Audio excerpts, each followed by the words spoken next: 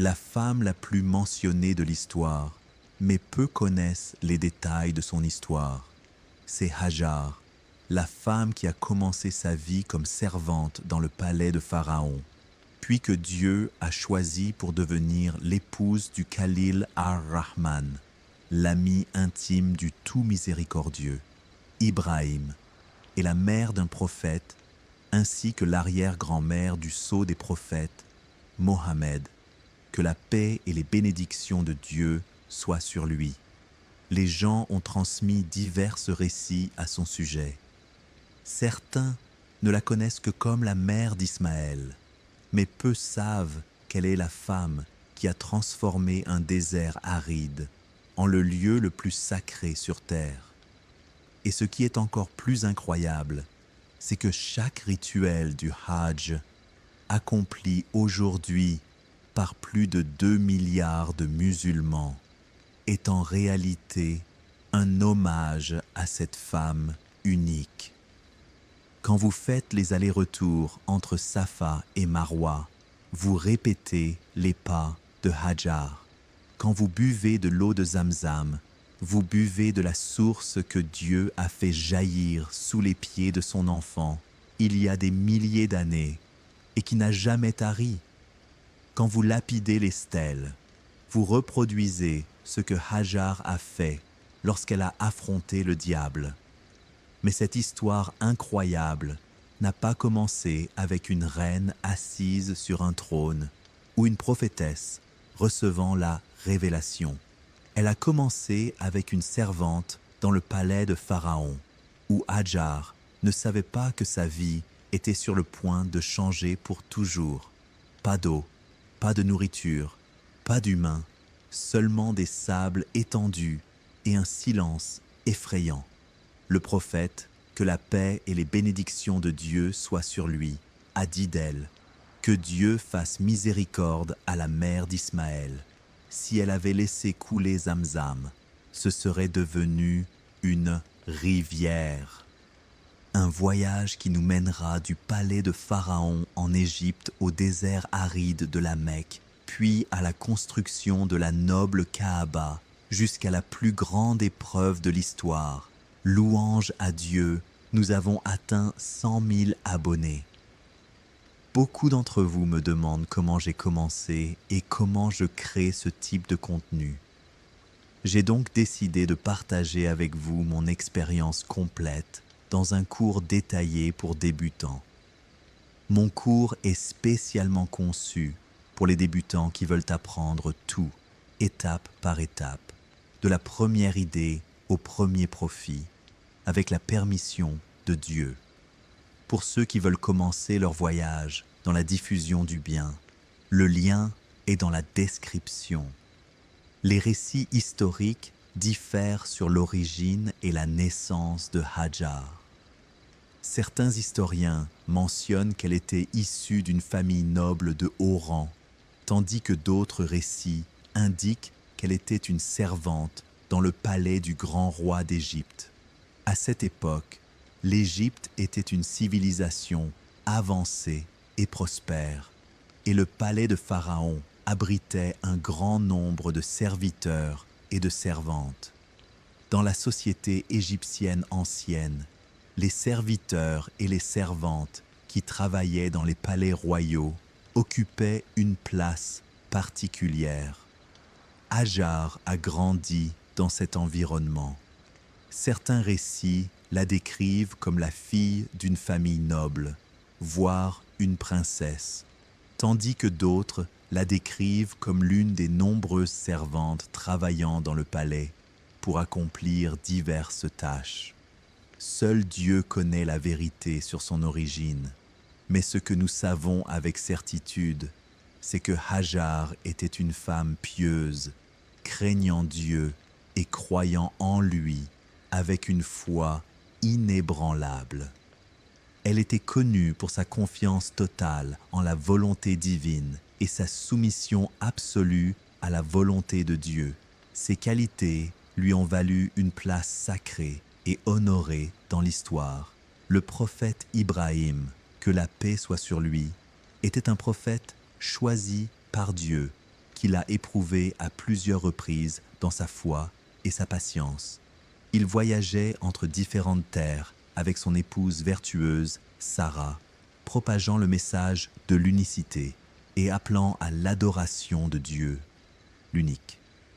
Sarah était une femme pieuse et vertueuse, accompagnant son mari dans son voyage missionnaire. Lorsqu'Ibrahim et Sarah arrivèrent en Égypte, il y avait un pharaon tyrannique qui régnait sur le pays. À cette époque, l'Égypte était une terre vaste et puissante grâce au Nil, qui apportait prospérité et bénédiction même en temps de sécheresse. L'Égypte possédait une abondance de nourriture et d'eau, mais son pharaon était un dirigeant injuste et cruel. Dans un long hadith rapporté par l'imam al-Bukhari dans son Sahih, il est mentionné que ce pharaon était obsédé par les belles femmes, les prenant pour lui et tuant leurs maris. Il avait une passion excessive pour les femmes mariées et était pervers dans ce domaine. Lorsque le prophète Ibrahim et Sarah arrivèrent en Égypte, la nouvelle de la beauté exceptionnelle de Sarah parvint au palais de Pharaon. Il ordonna à ses soldats de l'amener à lui. Ibrahim savait bien que Pharaon était un tyran injuste. S'il apprenait que Sarah était son épouse, il aurait pu leur nuire. Lorsqu'on lui demanda qui était Sarah, Ibrahim répondit qu'elle était sa sœur. Ce n'était pas un mensonge pur, car les croyants sont frères en religion. Elle était donc sa sœur en foi. Lorsque Pharaon entendit que Sarah était la sœur d'Ibrahim, cela le calma un peu, mais à cause de sa beauté envoûtante, il voulut la garder près de lui dans le palais. Lorsque Pharaon s'approcha de Sarah dans le palais, elle leva les mains vers le ciel et pria Dieu avec un cœur humble. « Ô Seigneur, tu sais que je t'obéis et que j'obéis à ton messager et que je suis la vérité. Je ne suis pas seulement croyante parce que je suis l'épouse d'Ibrahim, mais tu sais que je suis une femme véritablement croyante qui obéit au prophète qui est dans la vérité.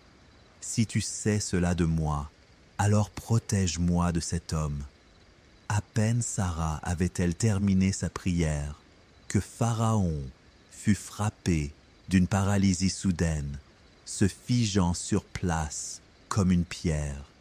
Quelque chose commença à se produire dans son corps, l'empêchant de bouger. Sarah pria de nouveau, « Ô Seigneur, s'il meurt ici, les gens penseront que je l'ai tué, et ils me tueront aussi. Ne le fais pas mourir, mais empêche-le seulement de me toucher. » Pharaon resta paralysé, incapable de toucher Sarah. Mais il ne mourut pas, car Sarah avait prié pour qu'il ne meure pas. S'il était mort et que les gens l'avaient trouvé mort, tout aurait été fini pour Sarah et Ibrahim. Après cela, le mouvement de Pharaon revint lentement et il put bouger à nouveau. Mais lorsqu'il essaya de s'approcher d'elle une deuxième fois, Sarah pria Dieu de nouveau et il fut frappé d'une paralysie encore plus forte qu'avant. Après la troisième tentative et le même résultat, Pharaon appela ses soldats en disant « Cette femme n'est pas une femme ordinaire. » Puis il leur ordonna « Donnez-lui des cadeaux et donnez-lui aussi une servante. Emmenez-la loin de moi et laissez-moi tranquille. » Pharaon réalisa alors que Sarah n'était pas une femme ordinaire, mais une adoratrice pieuse de Dieu, sous la protection et la garde de Dieu. Il était de coutume pour les rois de cette époque d'offrir des cadeaux à leurs invités distingués. Donner Hajar comme servante à Sarah faisait partie de cette tradition. Peut-être Pharaon pensait-il qu'en la laissant avec ses gens pieux, il pourrait obtenir la bénédiction de cette servante. Hajar n'était pas son nom original. Le mot Hajar signifie cadeau ou récompense. Sarah sourit et dit « Dieu m'a protégé du tyran et m'a donné Hajar comme cadeau. » Sarah prit Hajar avec elle et revint auprès du prophète Ibrahim. Ainsi, Hajar, qui avait vécu un jour dans le palais de Pharaon, devint une partie de la maison sacrée du prophète Ibrahim. Au début, Hajar n'était pas croyante. Ce n'est pas l'histoire d'un prophète prenant une servante, mais l'histoire d'une servante du palais de Pharaon.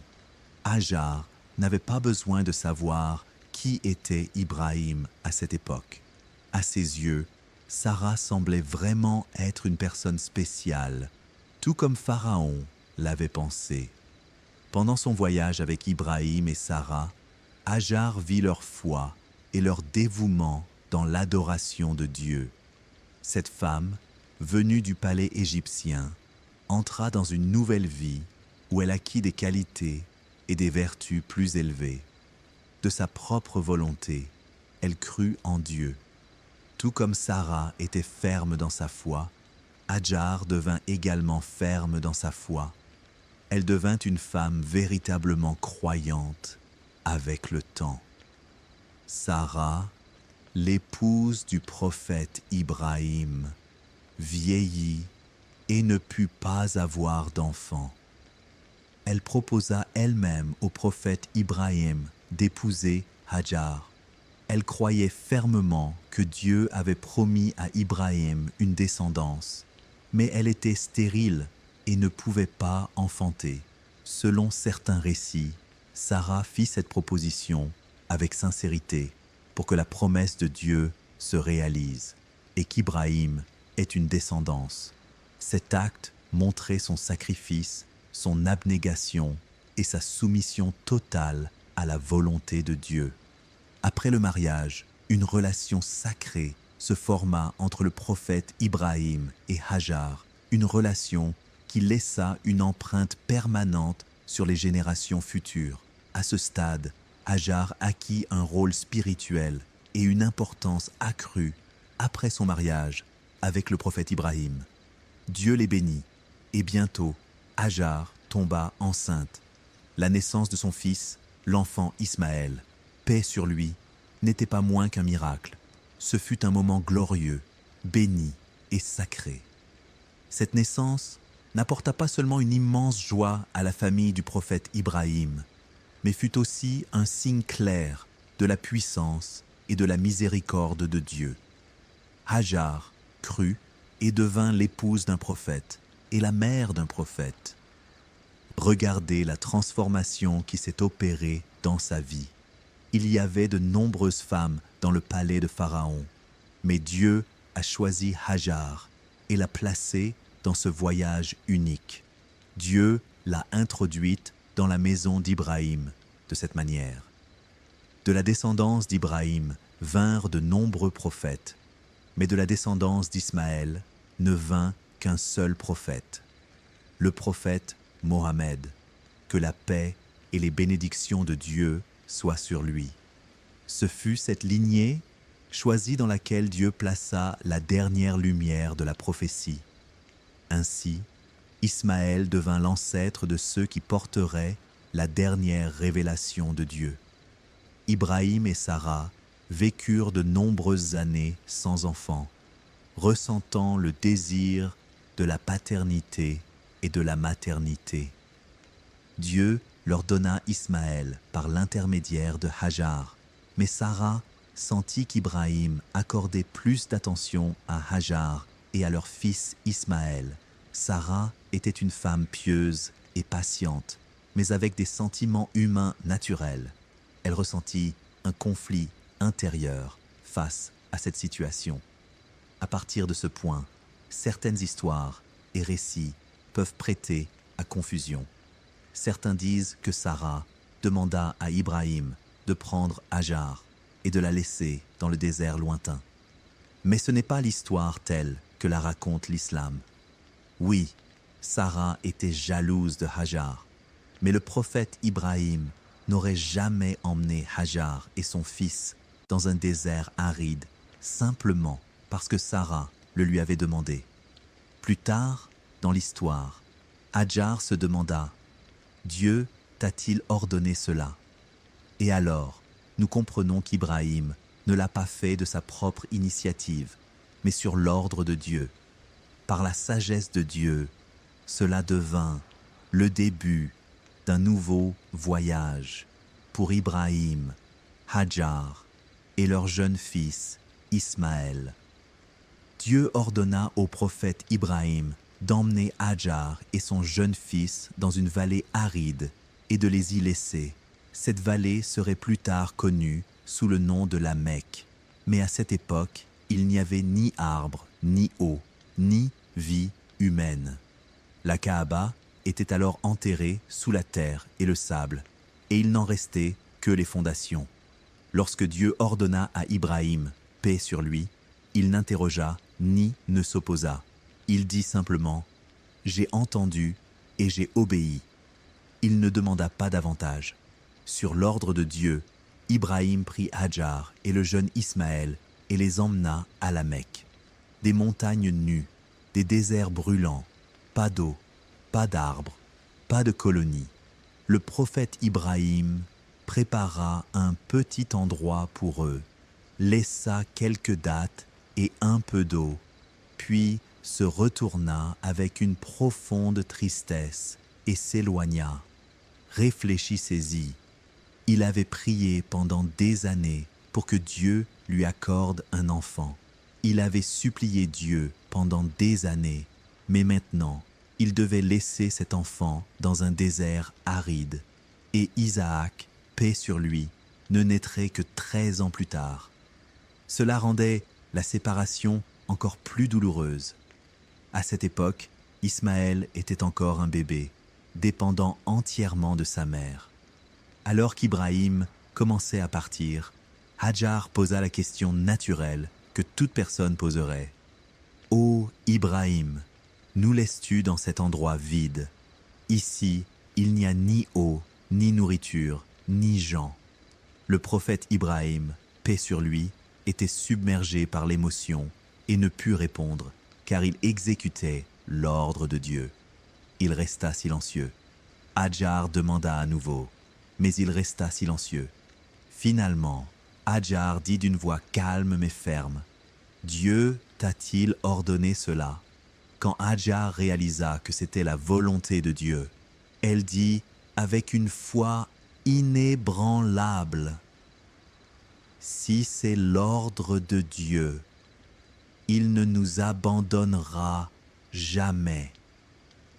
Dieu nous suffit. » Avec ces mots, Hajar plaça sa confiance totale en Dieu et accepta de rester dans la vallée avec son enfant innocent. Soumission totale, calme total, confiance totale. Imaginez une femme seule dans le désert avec un bébé dans ses bras. Et pourtant, dans son cœur régnait une paix profonde. Ibrahim, paix sur lui, s'éloigna avec une lourde tristesse. Lorsqu'il atteignit le point où il ne pouvait plus se voir, il s'arrêta derrière la montagne et leva les mains vers le ciel, les larmes aux yeux, et pria « Ô notre Seigneur, j'ai établi une partie de ma descendance dans une vallée sans agriculture, près de ta maison sacrée, afin qu'ils accomplissent par crier.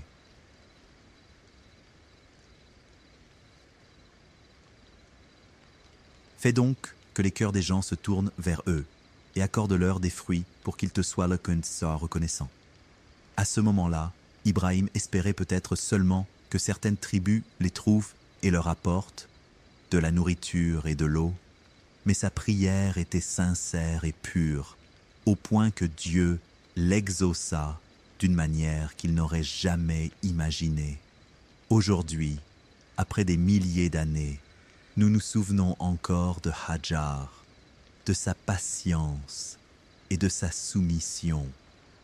Et nous honorons sa noble descendance, Mohammed, que la paix et les bénédictions de Dieu soient sur lui, de la même manière. Dans sa prière, Ibrahim, paix sur lui, dit également, et accorde-leur des fruits, pas seulement la foi et la prière, mais aussi la subsistance. Dieu exauça sa prière et leur accorda la subsistance. Après quelques jours, la nourriture et l'eau que Hajar avait avec elle furent épuisées. Ismaël, paix sur lui, devint très assoiffé et commença à pleurer doucement. Hajar craignit que son fils ne meure de soif et devint désespérée. Elle commença à chercher de l'aide, courant entre les collines de Safa et Marwa dans l'espoir de trouver une caravane ou une source d'eau. Elle monta sur la colline de Safa et regarda autour d'elle, mais ne vit rien. Puis, elle descendit et monta sur la colline de Marwa, mais ne trouva rien. Elle répéta cela 7 fois, courant désespérément à la recherche d'eau. Lors de la 7e fois, alors qu'elle était complètement épuisée, elle revint vers l'enfant Ismaël. Elle le vit frapper le sol avec ses pieds.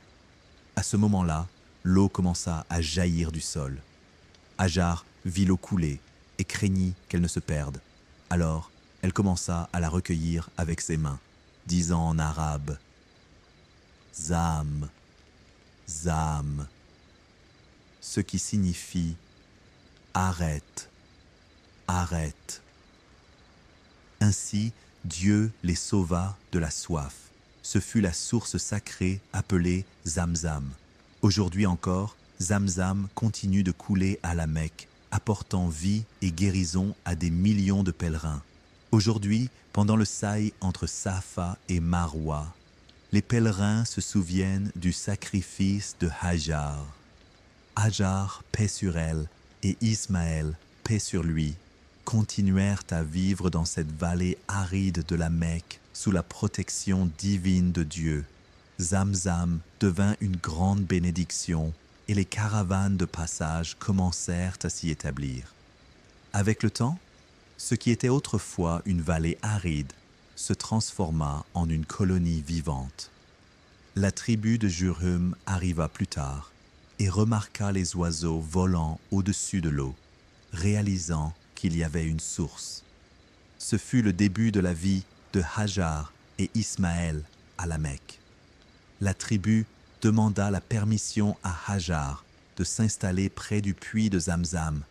Elle leur permit, et ainsi la Mecque devint progressivement un lieu peuplé.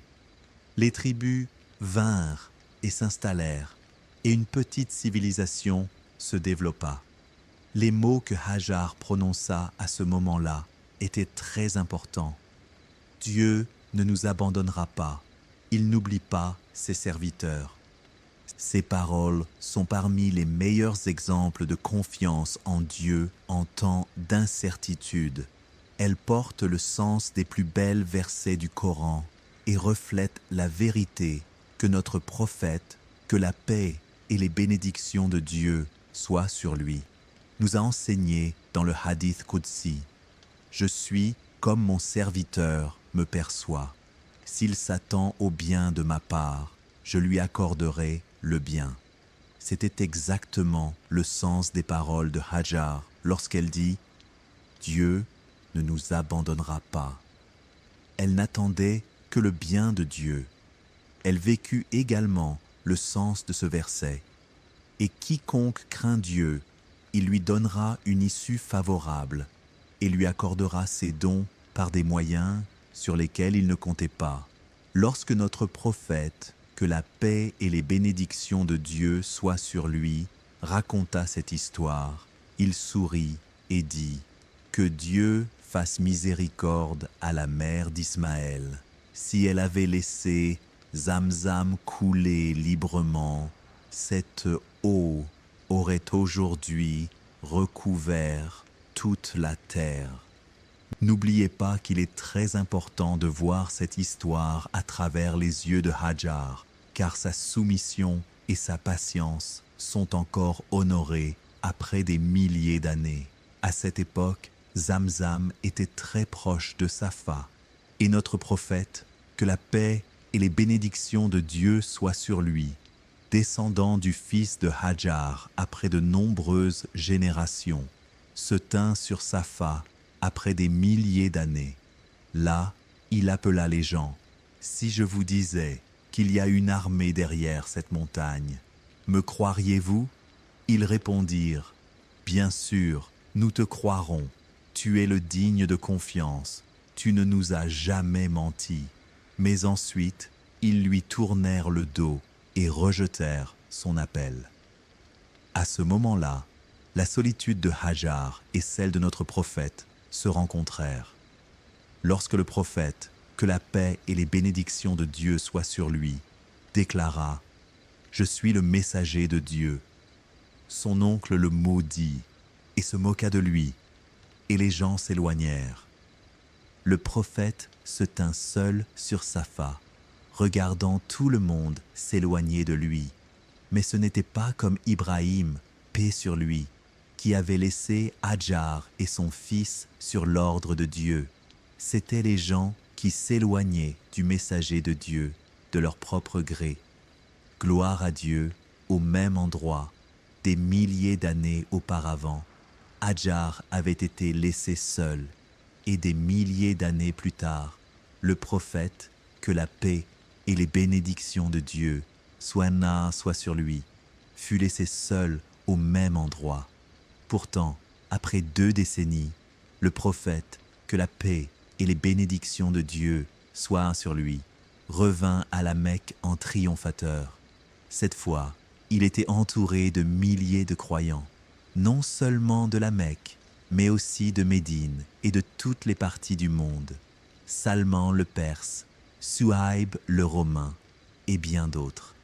20 ans plus tôt, il avait été rejeté au même endroit, mais maintenant, la promesse de Dieu s'était réalisée. Dieu lui rappelait, tant que tu places ta confiance totale en Dieu, quelles que soient les circonstances, Dieu n'abandonnera pas son serviteur.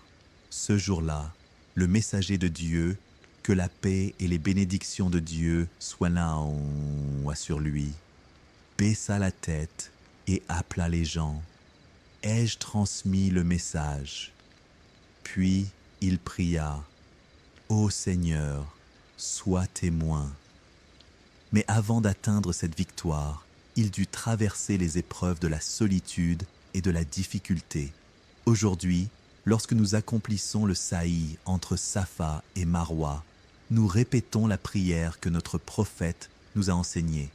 Il n'y a de divinité digne d'adoration si ce n'est Allah, seul, sans associé. À lui appartient la souveraineté et la louange. Il donne la vie et la mort, et il est omnipotent. Il a accompli sa promesse, donné la victoire à son serviteur et vaincu les coalisés seuls. Cela nous rappelle que la promesse faite à Hajar et la promesse faite au prophète, que la paix et les bénédictions de Dieu soient sur lui, se sont réalisées. Hajar, paix sur elle, éleva son fils Ismaël parmi les membres de la tribu de Jurhum. Elle et Ismaël apprirent leur langue et leur culture. Lorsque le prophète Ibrahim revint plus tard pour rendre visite à son épouse et à son fils, il trouva que la vallée aride, autrefois vide, était maintenant pleine de vie, ce qui le rendit très heureux. Ismaël grandit avec les enfants de Jurhum et apprit d'eux le tir à l'arc. Lorsqu'il atteignit l'âge adulte, il devint un expert en tir à l'arc et ne manquait jamais sa cible. Un jour à la Mecque, le prophète Ibrahim eut une vision dans son rêve. Il égorgeait son fils Ismaël pour Dieu. Au début, il douta du sens de ce rêve, mais lorsqu'il eut la même vision les nuits suivantes, il comprit que c'était vraiment un ordre de Dieu. La vision des prophètes est une forme de révélation. À ce sujet, notre prophète, que la paix et les bénédictions de Dieu soient sur lui, a dit « L'œil du prophète dort, mais son cœur ne dort pas. » Dieu mettait le prophète Ibrahim à l'épreuve avec une épreuve très lourde. Ibrahim dit à son fils de prendre une corde et un couteau, disant qu'ils iraient dans la montagne pour ramasser du bois. Ils allaient souvent ensemble dans les montagnes pour ramasser du bois. Ismaël prit la corde, la hache et le couteau, et ils partirent ensemble. Les amis de Dieu traversent les épreuves les plus difficiles. Au lever du soleil, le prophète Ibrahim partit pour égorger son fils selon l'ordre de Dieu. Avec eux se trouvait leur fils Ismaël et notre mère Hajar. Leur objectif était de montrer leur soumission totale à Dieu. Alors qu'ils voyageaient vers Mina, chacun portait des sentiments différents dans son cœur, la soumission, la patience et une foi profonde. Mina devint le lieu de cette épreuve de soumission. Son nom signifie l'égorgement, et elle sera rappelée dans l'histoire par cette grande épreuve. Alors qu'ils continuaient leur voyage, le diable s'approcha discrètement. Son premier objectif était le prophète Ibrahim.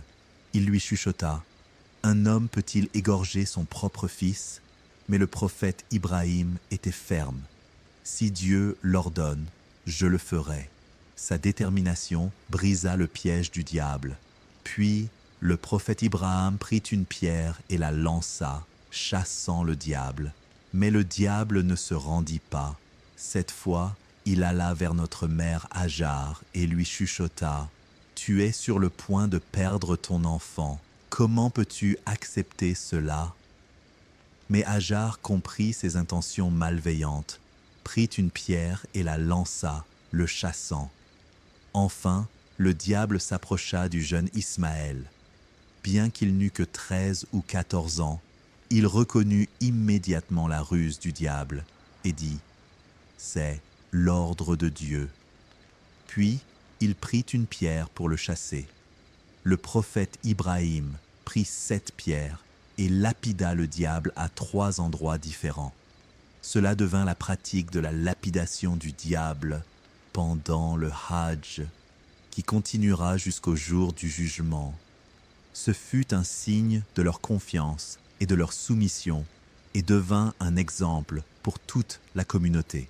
Alors que le prophète Ibrahim et son fils Ismaël marchaient de Mina vers Arafat, les anges dans les cieux furent remplis d'étonnement. Ils se dirent les uns aux autres, « Gloire à Dieu, un prophète emmène un autre prophète pour l'égorger. » Le prophète Ibrahim dit à son fils la vérité, « Mon fils, j'ai vu en rêve que j'étais ordonné de t'égorger. » Ismaël demanda, « Mon père, est-ce vraiment un ordre de Dieu ?» Le prophète Ibrahim répondit, « Oui. » Puis Ismaël dit, « Mon père, fais ce qui t'est ordonné. Tu me trouveras, si Dieu le veut, parmi les patients. » Il déclara qu'il était prêt à offrir sa vie. Il dit aussi, « Mon père, quand Namroud t'a jeté dans le feu, tu as été patient et Dieu a été satisfait de toi. Maintenant, je suis prêt à être égorgé. Si Dieu le veut, tu me trouveras patient.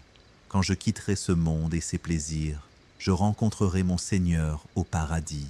Ma seule tristesse est que tu vivras avec la douleur d'avoir dû égorger ton fils de tes propres mains. » Puis il ajouta, « Mon père, j'aurais aimé que tu me le dises plus tôt, pour que je puisse dire au revoir à ma mère aussi. » Le prophète Ibrahim répondit, « Mon fils, j'ai craint les objections de ta mère. » Puis Ismaël, qui allait être égorgé sur l'ordre de Dieu pour son père, dit, « Mon père, j'ai quelques demandes.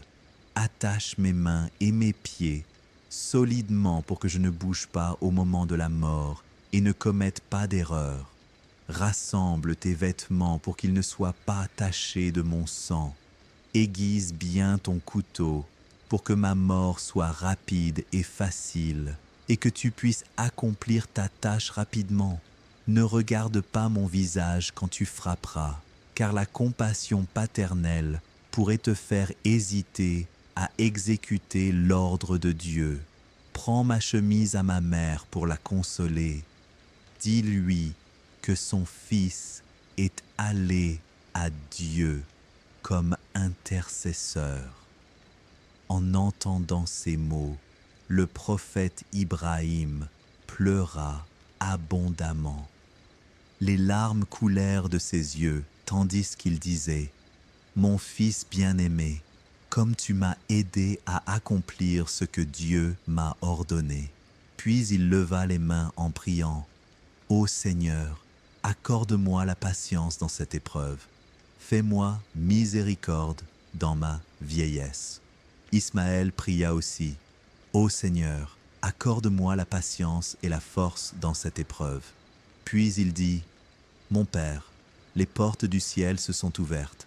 Les anges se prosternent devant Dieu avec crainte. » Enfin, Ismaël dit « Mon Père, le véritable amour signifie ne pas retarder l'ordre. Avance et fais ce qui t'est ordonné. » Le prophète Ibrahim allongea son fils et dit « Mon fils bien-aimé, au revoir jusqu'au jour du jugement. » Il banda les yeux de son fils et le coucha sur son côté droit pour l'égorger. Il prit son couteau et le passa sur la gorge de son fils, mais le couteau ne la trancha pas. Ismaël dit à son père de le retourner sur le ventre pour qu'il ne voie pas son visage. Peut-être que son père n'avait pas pu appuyer avec le couteau à cause de sa compassion en le regardant. Le prophète Ibrahim fit comme son fils avait dit, le retourna sur le ventre et passa le couteau à nouveau. Mais encore une fois, il ne trancha pas. La soumission sincère et l'obéissance du prophète Ibrahim et d'Ismaël furent acceptées par notre Seigneur. Alors une voix appela « Ô Ibrahim, tu as réalisé la vision. Je récompenserai ainsi les bienfaiteurs. » C'est là une épreuve manifeste. Tous deux passèrent cette épreuve de soumission. En retour, Dieu envoya de son côté un bélier avec Gabriel pour être égorgé à sa place. Et nous l'avons racheté par une immolation généreuse. Et nous l'avons laissé pour les générations futures. Paix sur Ibrahim. Ainsi récompensons-nous les bienfaiteurs. Il était certes de nos serviteurs croyants. Selon les récits, ce bélier était le même que celui qu'Abel avait offert à l'époque d'Adam, qui avait été élevé aux cieux, puis redescendu. À ce moment-là, lorsque Gabriel descendit sur terre avec le bélier, sa voix remplit les cieux. Allahu Akbar, Allahu Akbar. Lorsque le prophète Ibrahim leva la tête et vit Gabriel avec le bélier, il répondit avec joie, Allahu Akbar. Ismaël, dont les yeux, les mains et les pieds étaient liés, entendit ces mots et se joignit à lui, complétant le takbir, disant Allahu Akbar. Les takbirs que les musulmans répètent après les prières obligatoires pendant les jours de l'Aïd sont les mêmes takbirs qui ont commencé dans les cieux avec Gabriel et ont été complétés sur terre par le Père et le Fils au sommet de leur soumission. Les takbirs de Tachrik sont l'héritage le plus significatif qui nous a été transmis par le prophète Ibrahim, le père des prophètes. Dieu dit « Ô Ibrahim, tu as réalisé la vision, je récompenserai ainsi les bienfaiteurs. » Cet événement devint la base de l'Aïd al-Adha. Les musulmans du monde entier sacrifient des animaux en mémoire de la soumission d'Ibrahim et d'Ismaël, paix sur eux, à Dieu. Après avoir réussi cette épreuve importante, le prophète Ibrahim rendit visite à son fils Ismaël un autre jour. Les hadiths décrivent cela ainsi. Lorsqu'Ismaël se maria, le prophète Ibrahim vint lui rendre visite, mais Ismaël n'était pas à la maison. Ibrahim demanda à sa femme « Où est ton mari ?» Elle répondit « Il est sorti pour gagner notre subsistance. Puis Ibrahim demanda, « Comment va votre vie?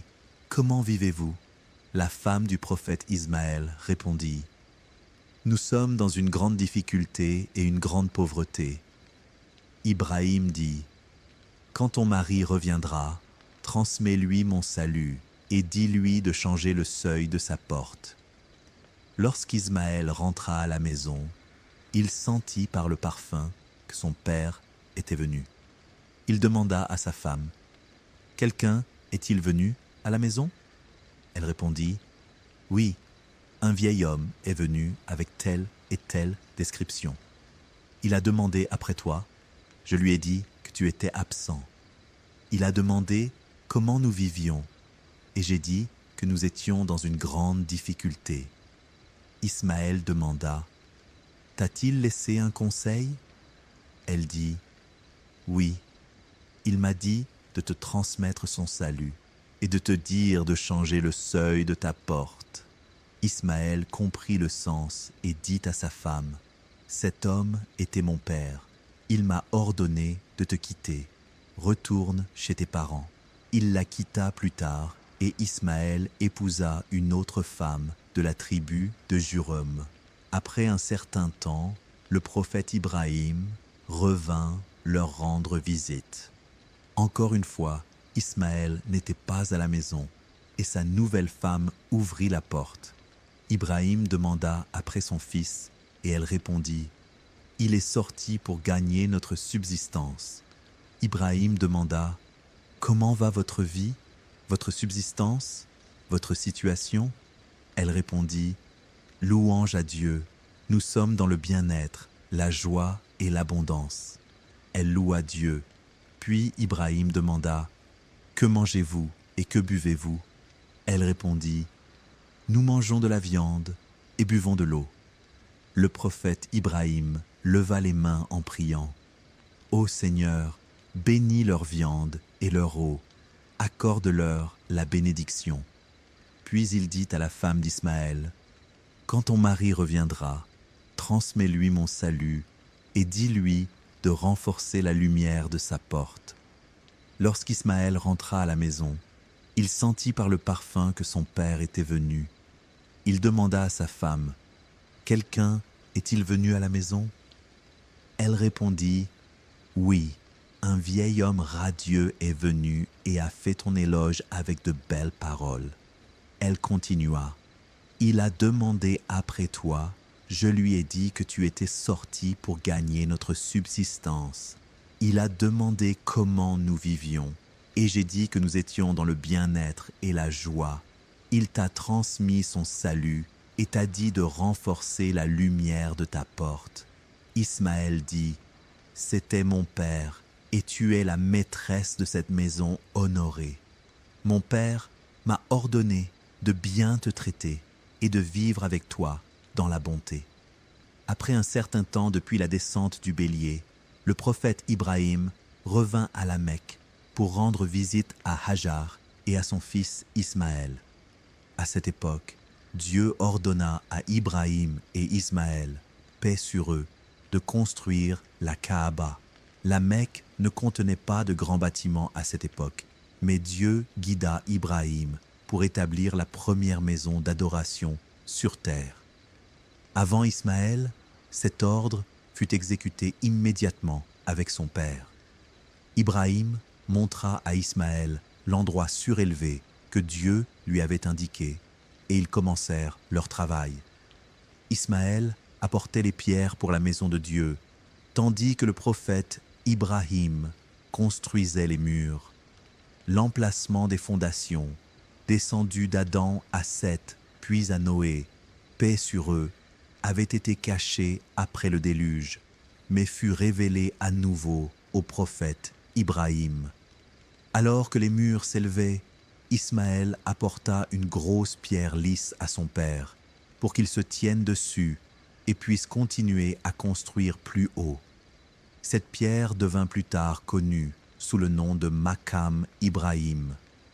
Alors qu'ils élevèrent les murs, ils prièrent ensemble. « Notre Seigneur, accepte ce travail de nous, car tu es celui qui entend tout et tu sais tout. Notre Seigneur, fais de nous tes soumis, et de notre descendance une communauté soumise à toi. Montre-nous nos rites et accepte notre repentir, car tu es celui qui accepte le repentir, le miséricordieux. Avec cette vision, ils posèrent une base qui est honorée aujourd'hui par des millions de personnes faisant le tawaf autour de la maison sacrée, adorant Dieu. Lorsqu'il fut temps de déterminer le point de départ du tawaf, Ibrahim demanda à Ismaël d'apporter une pierre, mais Ibrahim n'accepta pas celle qu'il apporta. Selon les récits, Gabriel apporta alors la pierre noire de la montagne d'Abu Kubaïs, et le prophète Ibrahim la plaça là.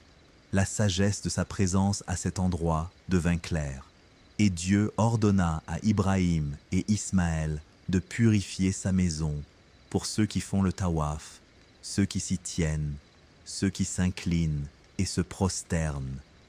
Le prophète Ibrahim et Ismaël accomplirent les rites du Hajj comme Gabriel les leur avait montrés. Ils complétèrent le tawaf, touchant la pierre noire à chaque tour, et prièrent 2 rak'a derrière le Maqam Ibrahim, accomplissant les autres rites du Hajj sous la direction de Gabriel. Enfin, Gabriel dit au prophète Ibrahim d'appeler les gens au Hajj. Le Coran dit « Et quand nous désignâmes pour Ibrahim l'emplacement de la maison sacrée, en lui disant « Ne m'associe rien et purifie ma maison pour ceux qui y feront le tour, ceux qui s'y tiendront debout, ceux qui s'y inclineront et se prosterneront. » Le prophète Ibrahim demanda « Comment dois-je appeler les gens ?» Dieu lui répondit « Dis aux gens, répondez à l'appel de votre Seigneur. » Il appela ainsi 3 fois. Puis le prophète Ibrahim dit « Ô Seigneur, comment ma voix peut-elle atteindre tous les gens ?» Dieu répondit « Toi, appelle, et c'est à moi de faire parvenir l'appel. » Le Coran mentionne cette vérité. « Et fais aux gens une annonce pour le Hajj. Ils viendront à toi, à pied, et aussi sur toute monture, venant de tout chemin éloigné. » Après cela, le prophète Ibrahim venait à la Mecque chaque année pour accomplir le Hajj. Après lui, d'autres prophètes et leurs disciples croyants vinrent aussi à la Mecque pour le Hajj. Il est rapporté que les prophètes dont les peuples avaient été détruits vinrent à la Mecque et y adorèrent jusqu'à la fin de leur vie et y moururent. On dit que 99 prophètes sont enterrés entre le Maqam Ibrahim et Zamzam et que 70 prophètes ont prié dans la mosquée de Mina. Hajar, paix sur elle, a vécu sa vie avec patience, sacrifice et une confiance inébranlable en Dieu. Sur l'ordre de Dieu, elle quitta sa patrie et vécut dans le désert aride pour lui et devint la mère d'une nation bénie. Elle mourut à la Mecque et fut enterrée près de la Kaaba. Lorsque le prophète Ibrahim apprit que son épouse était morte et enterrée dans un endroit appelé Al-Hir, il serra son fils dans ses bras et pleura. Aujourd'hui, lorsque les pèlerins accomplissent le sa'i entre Safa et Marwa, ils se souviennent du grand sacrifice et de la dévotion de Hajar pour son fils Ismaël. Aujourd'hui, des millions marchent sur ses traces, courant entre Safa et Marwa, buvant de l'eau de Zamzam. Chaque soupir, chaque gorgée, chaque pas proclame « Dieu n'abandonne pas, il n'abandonne jamais. » Hajar est parti, mais son histoire vit. L'histoire d'une femme adoratrice de Dieu, l'histoire de la foi, de la patience et de la soumission. Et ce désert aride, est devenu le cœur du monde, la terre sacrée vers laquelle des millions se tournent. Le prophète Ibrahim retourna en Palestine, laissant son fils Ismaël à la Mecque. Ismaël y vécut jusqu'à la fin de sa vie, guidant les gens dans le Hajj et leur enseignant les commandements de Dieu. Dieu fit d'Ismaël un prophète sur cette terre et lui confia la responsabilité de la Kaaba et des rites du Hajj. Il lui ordonna de maintenir la Kaaba pure et d'appeler les gens à l'adoration. Le Coran dit « Nous t'avons fait une révélation comme nous l'avons faite à Noé et aux prophètes après lui. Et nous avons fait une révélation à Ibrahim, à Ismaël, à Isaac, à Jacob, aux tribus, à Jésus, à Job, à Jonas, à Aaron et à Salomon. Et nous avons donné le Zabour à David. Dieu dit, dites, nous croyons en Dieu et en ce qui nous a été révélé, et en ce qui a été révélé à Ibrahim, à Ismaël, à Isaac, à Jacob et aux tribus, et en ce qui a été donné à Moïse, à Jésus et aux prophètes de la part de leur Seigneur. Nous ne faisons aucune distinction entre eux, et c'est à lui que nous sommes soumis. Après la mort de son père, Ismaël continua à prendre soin de la Kaaba et des rites du Hajj. Il fut le premier à couvrir la Kaaba d'un tissu. Dieu lui accorda la prophétie et l'envoya à la tribu de Djurhum, aux Amalékites et aux tribus du Yémen. Ismaël appela les gens à l'islam pendant 50 ans. Certains crurent, tandis que d'autres refusèrent avec obstination. Il continua à dire la vérité, faisant face à leur opposition et à la difficulté avec patience. Par sa sincérité et son endurance, il fut l'un des guides choisis. Par-dessus tout, il fut l'un de ceux que Dieu accepta par sa miséricorde, parmi les pieux et les endurants. Il était fidèle à ses promesses, ordonna à son peuple d'accomplir la prière et de donner l'aumône, et était agréé par son Seigneur. Un autre verset dit, et mentionne dans le livre Ismaël, il était fidèle à ses promesses, et était un messager et un prophète. Ismaël montra une obéissance totale à son Seigneur dans toutes les adorations et une soumission totale envers son père dans l'affaire du sacrifice et dans la construction de la Kaaba. Ismaël mourut à l'âge d'environ 137 ans à la Mecque et fut enterré à côté de sa mère Hajar. Selon un autre récit de notre mère Aïcha, que Dieu l'agrée, la tombe d'Ismaël est à l'intérieur de la Kaaba et il est le seul prophète enterré là-bas. Le prophète Ismaël reste l'un des plus grands exemples de loyauté et de soumission à Dieu. À travers son épreuve avec son père, le prophète Ibrahim, paix sur lui, et sa vie de patience et de confiance, il devint une source d'inspiration pour toute l'humanité. Sa vie est un guide montrant la grandeur du sacrifice, de la foi et de la dévotion inconditionnelle à Dieu. Tel est l'héritage de Hajar. D'une goutte d'eau est née une ville. De la soumission est née l'adoration. D'une mère est née une nation. Notre Seigneur, j'ai établi une partie de ma descendance dans une vallée sans agriculture, près de ta maison sacrée, afin qu'ils accomplissent la prière. Fais donc que les cœurs des gens se tournent vers eux et accorde-leur des fruits pour qu'ils te soient reconnaissants. L'histoire de Hajar, paix sur elle, la femme qui a transformé le désespoir en espoir, la solitude en compagnie et la soif en étanchement. Une femme qui a commencé sa vie comme servante dans le palais de Pharaon, mais que Dieu a choisie pour être l'épouse du Khalil ar-Rahman, la mère d'un prophète parmi les prophètes de Dieu et l'arrière-grand-mère du sceau des prophètes et des messagers, notre maître Mohammed, que la paix et les bénédictions de Dieu soient sur lui. Chaque année, des millions de musulmans du monde entier viennent à la Mecque. Ils font le tawaf autour de la Kaaba construites par Ibrahim et Ismaël, font les allers-retours entre Safa et Marwa comme l'a fait Hajar, boivent de l'eau de Zamzam qui a jailli sous les pieds du bébé Ismaël, lapident les stèles comme l'ont fait Ibrahim, Ismaël et Hajar pour chasser le diable. Tous ces rites nous rappellent l'histoire d'une seule famille, une famille qui a soumis son affaire à Dieu avec une soumission absolue, une famille qui n'a pas demandé pourquoi lorsque l'ordre de Dieu est venu, mais a dit « Nous avons entendu et obéi ». À tous ceux qui traversent des moments difficiles dans leur vie, à tous ceux qui se sentent seuls, à tous ceux qui ont perdu espoir, à tous ceux qui pensent que Dieu les a oubliés. Souvenez-vous de Hajar.